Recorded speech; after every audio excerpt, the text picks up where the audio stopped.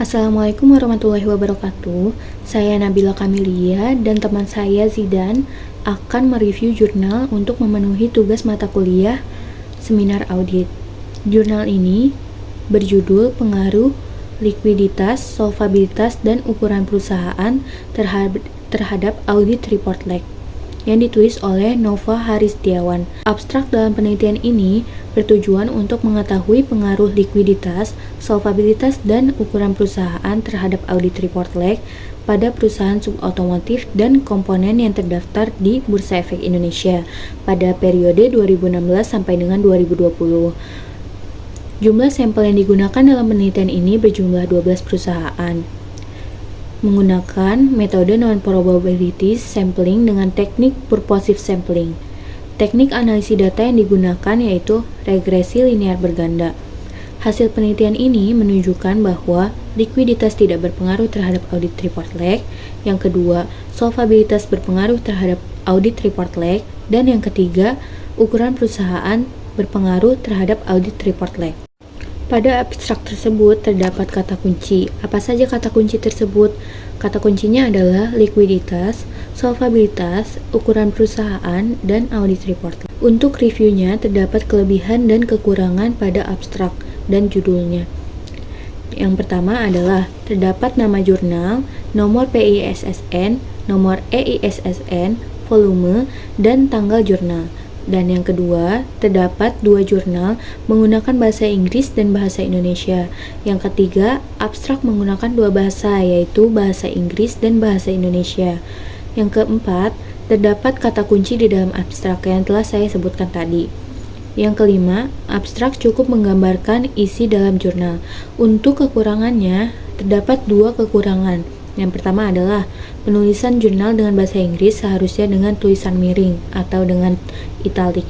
Yang kedua, tidak dijelaskan mengapa likuiditas tidak berpengaruh terhadap audit report lag, padahal semuanya dijelaskan bahwa mengapa ukuran perusahaan dan solvabilitas berpengaruh terhadap audit report lag.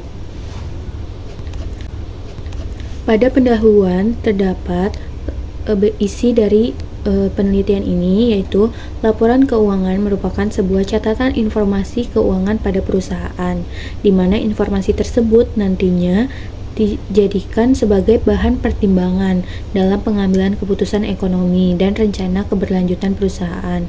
Audit report lag diartikan sebagai keterlambatan dalam pelaporan keuangan auditan.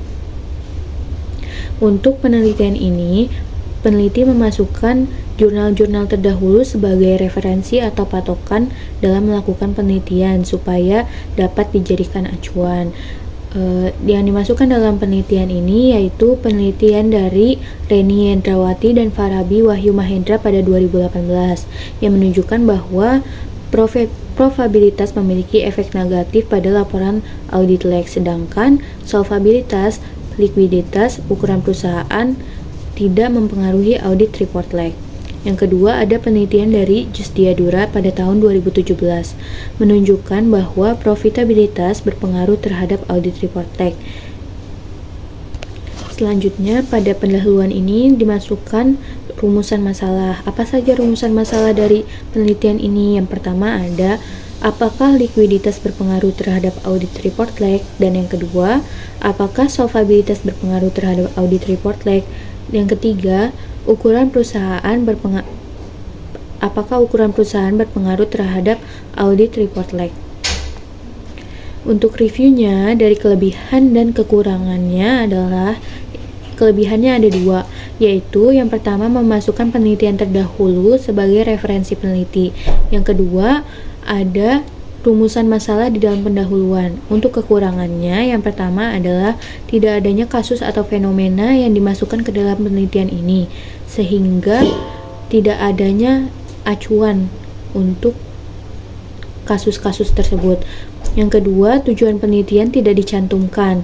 Yang ketiga, penulisan masih banyak yang salah.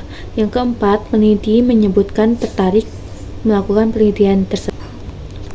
Dalam landasan teori, penelitian ini memasukkan teori-teori yang berhubungan, yaitu apa saja sih Yang pertama ada teori sinyal. Teori sinyal menurut Siwi dan Ayu pada tahun 2012 yaitu teori atau sinyal pengumuman yang diterbitkan dalam rangka memberikan sinyal bagi investor untuk membuat keputusan investasi.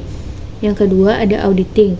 Menurut Sukrisno Agus, auditing adalah pemeriksaan yang dilaksanakan kepada oknum yang independen dan dilakukan dengan teratur.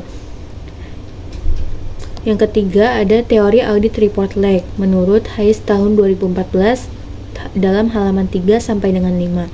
Dalam melaksanakan tugas auditor memiliki tanggung jawab untuk merencanakan dan melakukan audit, sementara manajemen memiliki tanggung jawab atas laporan keuangan perusahaan dengan menerapkan kebijakan akuntansi yang sehat, membangun pengendalian internal, dan budidaya penelitian tentang laporan audit lag.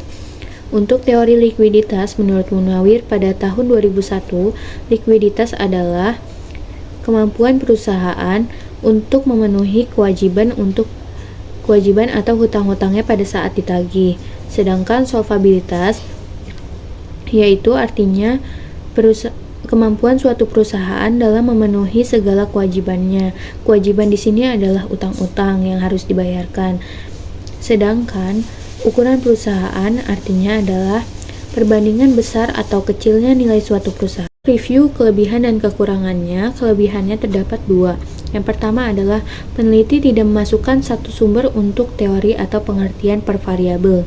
Yang kedua, terdapat pengembangan hipotesis dan peneliti menjelaskan secara singkat dan jelas perkembangan hipotesisnya. Untuk kelemahannya juga ada 2. Yang pertama adalah peneliti masih menggunakan teori di bawah tahun 2011, yang mana itu terlalu lama. Yang kedua, peneliti tidak menyimpulkan pengertian dari berbagai sumber yang telah ia masukkan.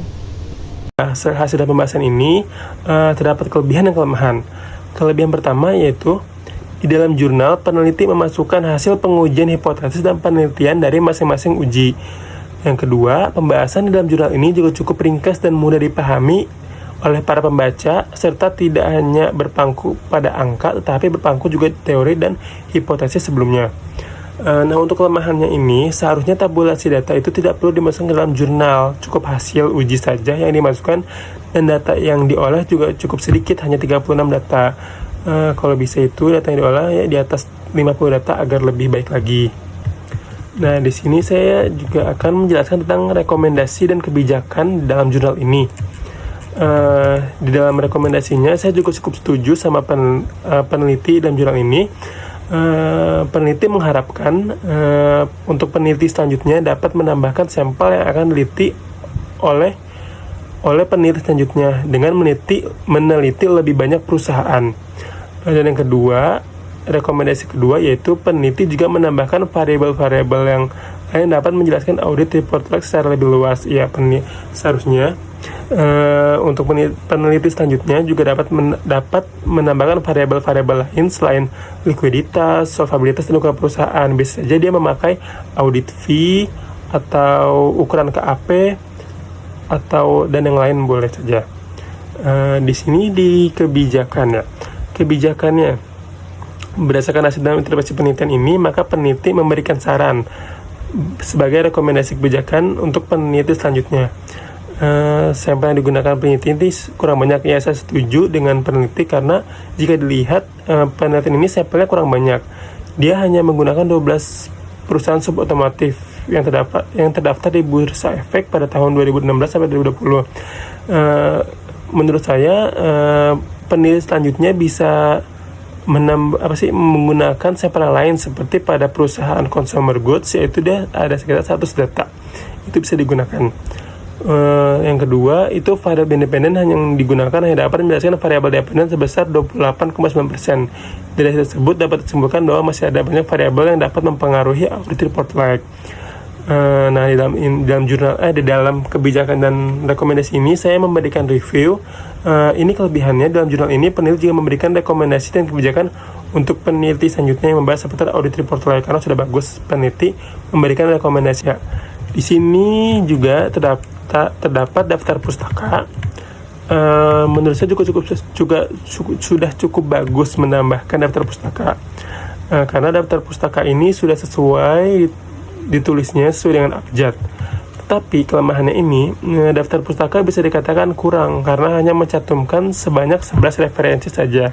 Kalau di Universitas Pamulang ini, minimal itu referensi sebanyak 20 di dalam jurnal. Lebih banyak lebih bagus sebenarnya, tapi ya minimal di atas 20 saja.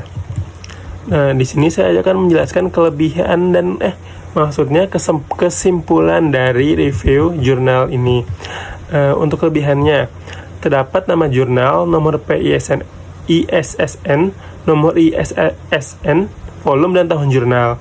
Yang kedua, peneliti tidak hanya memasukkan satu sumber untuk teori untuk pengertian per variabel. Terdapat landasan teori, terdapat pengembangan hipotesis, dan peneliti menjelaskan secara singkat dan jelas pengembangan hipotesisnya.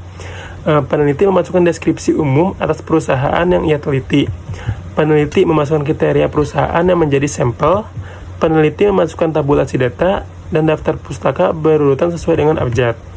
Nah, untuk kekurangannya itu, penulisan kata dalam bahasa Inggris ini tidak italik atau miring. Seharusnya penulisan dalam bahasa Inggris ini italik, ya. Terus pada abstrak juga tidak dijelaskan mengapa likuiditas tidak berpengaruh terhadap audit report lag, sedangkan variabel lain dijelaskan secara ringkas. Yang ketiga, tidak terdapat fenomena atau kasus yang dicantumkan dalam pendahuluan. Seharusnya fenomena ini dicantumkan dalam pendahuluan. Terus tujuan penelitian pada pendahuluan juga tidak dicantumkan. Menurut saya dalam jurnal ini penulisan juga masih banyak yang salah. Seperti misalnya seharusnya tidak huruf kapital malah huruf kapital. Seharusnya penulisan bahasa Inggris itu seharusnya menggunakan italik, tapi di sini banyak yang tidak. Itu. Di sini juga peneliti menyebutkan tertarik dengan judul yang diangkat, tetapi tidak dijelaskan mengapa peneliti ini tertarik menggunakan judul ini untuk penelitiannya. Di sini juga peneliti masih menggunakan teori di bawah tahun 2012. Seharusnya 2011. Seharusnya itu peneliti bisa mencari teori-teori yang lebih update lagi. Seperti tahun 2018 atau 2019 gitu. Peneliti tidak menyimpulkan pengertian dari berbagai sumber yang ia telah masukkan. Terus juga peneliti tidak memasukkan kesimpulan di dalam jurnal ini. Sekian presentasi dari saya. Saya Zidan Wahyu Prayoga dan Nabila Kamila Sandi pamit undur diri. Kesepian tanpa kekasih, cukup sekian dan terima kasih. Wassalamualaikum warahmatullahi wabarakatuh.